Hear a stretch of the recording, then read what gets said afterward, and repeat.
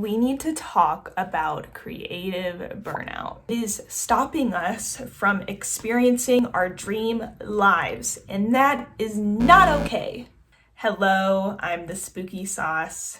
I am a music producer, musician, creative enthusiast.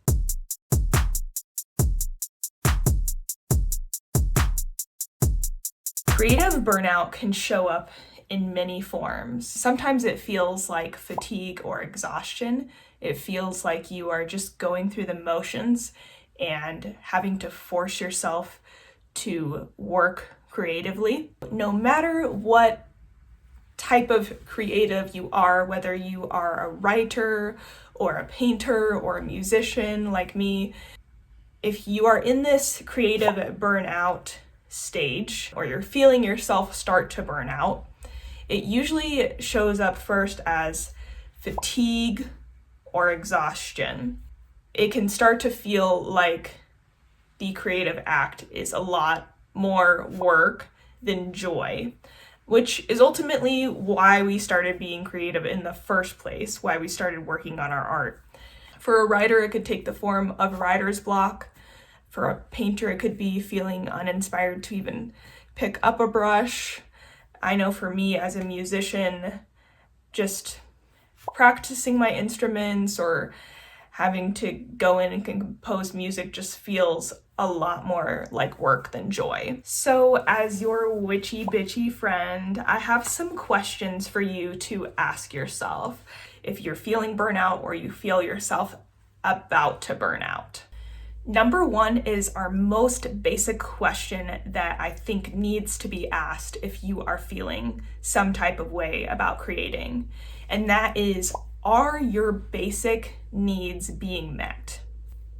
If you are going through a time where you have to make a lot of tough choices, that is using up creative energy. We often think of our creativity as the good that can result from it, the art, the beauty that comes out of it. Our creativity is also used to problem solve when we are going through challenging times in our life. Our creativity is there to help us find solutions to these challenges.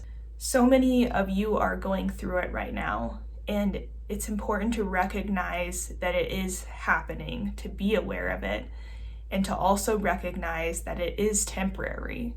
Speaking of tough times, my husband and I have a dog who we love with all of our hearts. His name is Django. Django had to have an emergency surgery this week. We found out last week that his spleen was expanding rapidly and it had to be removed. Otherwise, it was going to erupt. We're also told that he may have an aggressive form of spleen cancer. We took him as soon as we could get an appointment to have the surgery, to have his spleen removed. And on the day of the surgery, we thought we were just going in to get it taken out.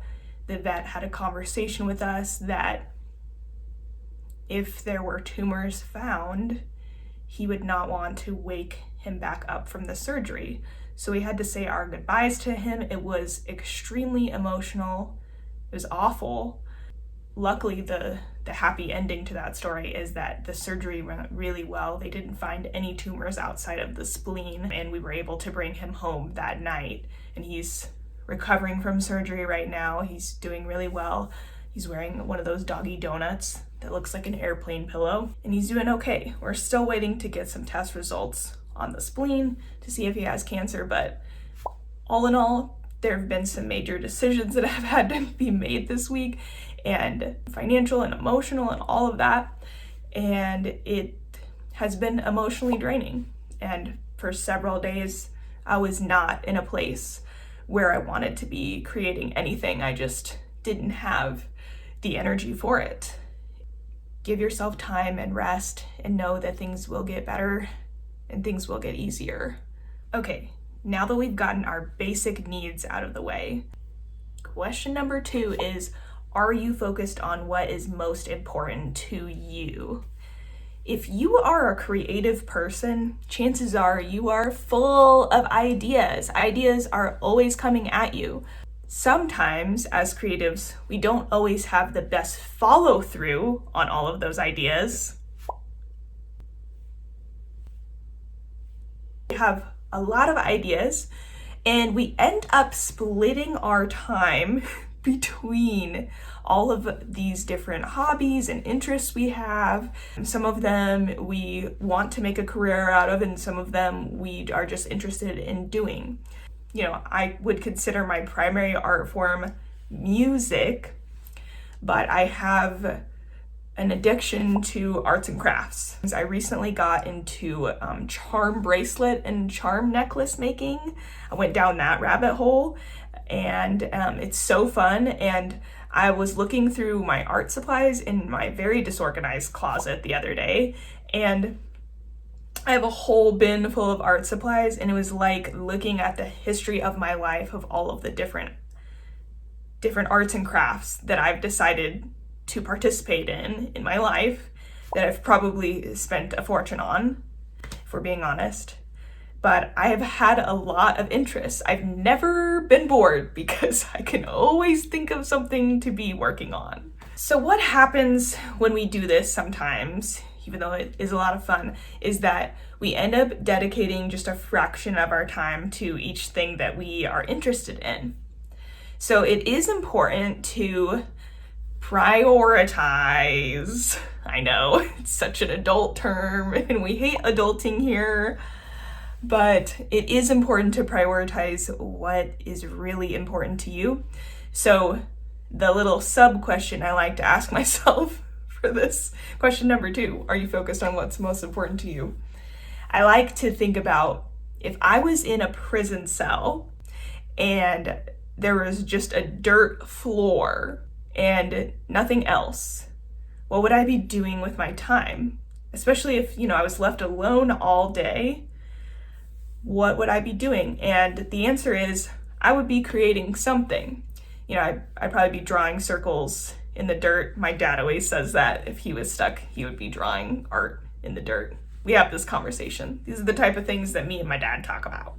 If I was in this prison cell with a floor full of dirt, when they bring me my tin of gruel every day in the prison cell, I'm imagining just some weird meat oatmeal that they just slop into this tin that they slide through the door, the little hole in the door. This is how I imagine my life in a prison cell.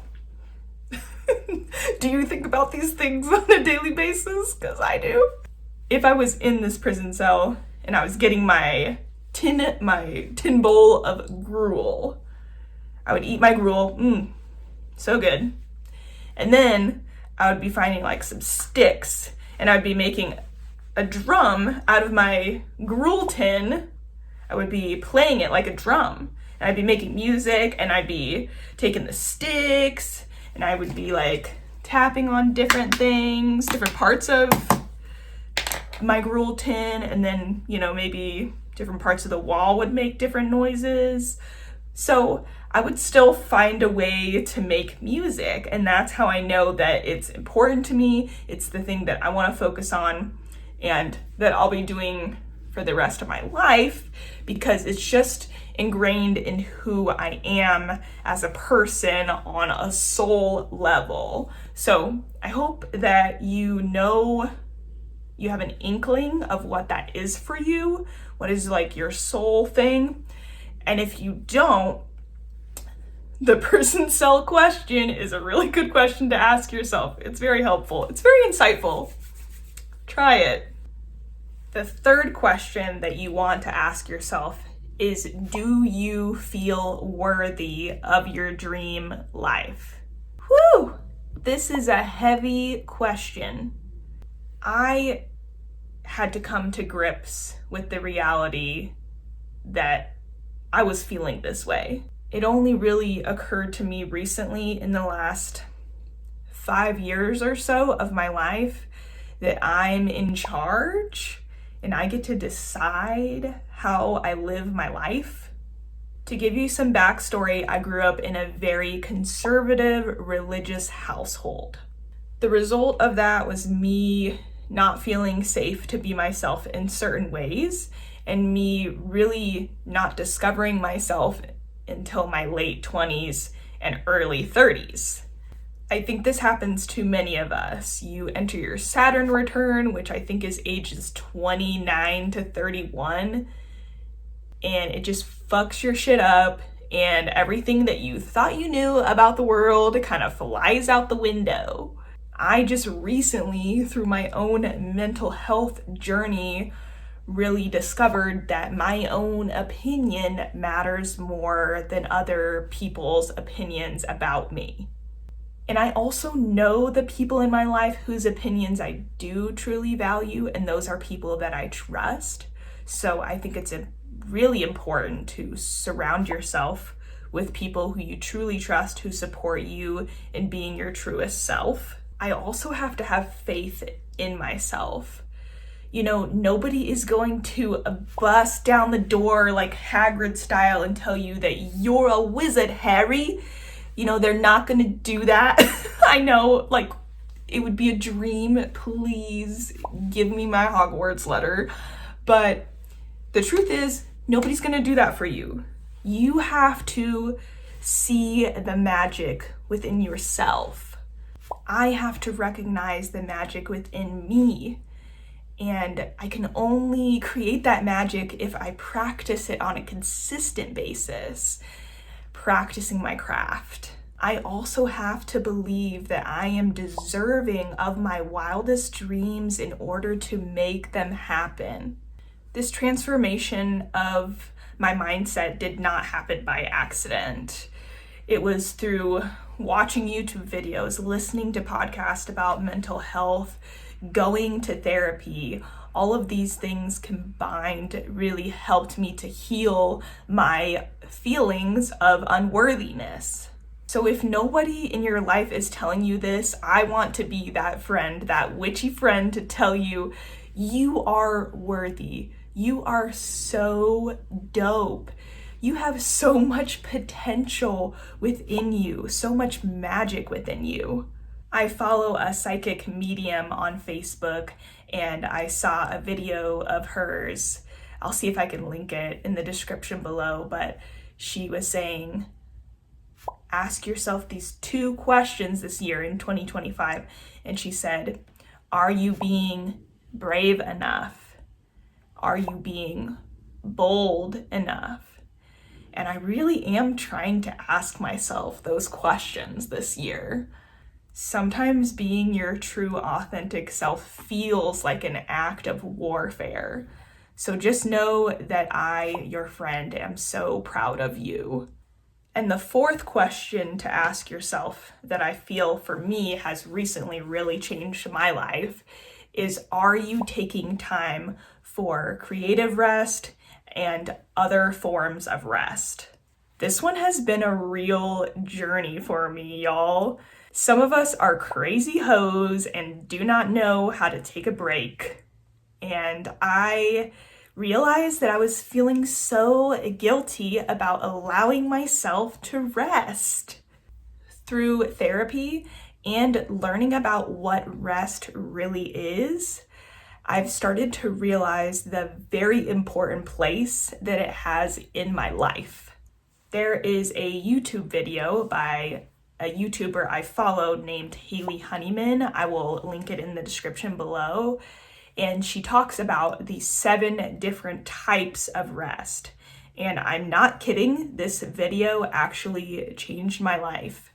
Please go watch it. I did not realize that there were so many different types of rest, and that each type of rest also has different modalities. For example, if you work a job where you are sitting down at a desk, at a computer all day, then going for a walk or going to the gym or doing yoga is actually giving your body rest from the activity that it's been doing the majority of the day. And our creativity needs that too. Like I said earlier, our creativity is used for more than just our art. It's also used to problem solve in our life.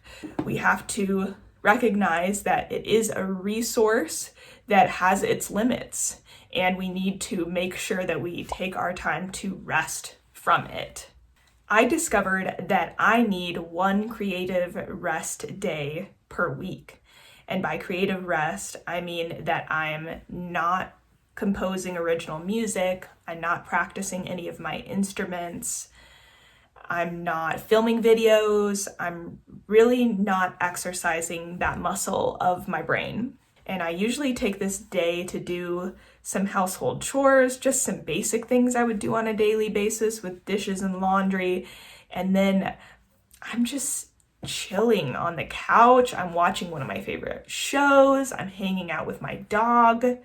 And it is life-changing, y'all. I wake up the next day and I'm ready to create again because I have actually given myself that time without guilt. I realize that I have so few responsibilities compared to some of you watching. Some of you are taking care of kids or older parents. You may be working multiple jobs and you may be going through a really tough time. Chances are you could use more rest than what you're getting right now, and it would benefit your creativity. Reach out to those around you for support, even if you can just take a couple hours for yourself to truly allow yourself the rest that you need. It will be so beneficial. So I hope this was helpful. I think that if we can normalize the fact that creative burnout happens, it's just a normal part of the cycle, and that we need to be aware of it, and we need to practice self-care so that we are not constantly hitting that burnout wall, I think we'll all be in a much better place. I'm so proud of you, my witchy babes. Keep making cool shit. Keep being you. I love you so much.